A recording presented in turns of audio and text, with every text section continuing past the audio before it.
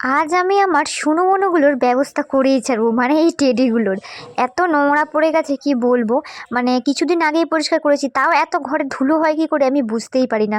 তো যাই হোক, এটার তো পিছনে চেন নেই, তো এটা আর কি করে করবো, এটা পুরোটাই আমাকে ধুতে হবে। আর এই বড়টার যেহেতু চেন সিস্টেম করা রয়েছে, তার জন্য কিন্তু একটু সুবিধা হয়েছে যে তুলোগুলো বের করে কিন্তু আমার ধুতে সুবিধা হয়। বাট ওই ছোটোটার যেহেতু মানে কোনো তুলোটা বের করার কোনো রাস্তাই নেই, সেই কারণে কিন্তু আমাকে ওটা মানে পুরোটাই আমাকে ধুতে হবে, আর প্রচুর ভারী হয়ে যায় ওগুলো, শুকাতেও খুবই প্রবলেম হয়। যাই হোক, তারপরে তো যা হোক করে ওই যে শুকাতে দিয়ে দিয়েছি, ক্লিপগুলো কানের সঙ্গে একদম টেনে বেঁধে।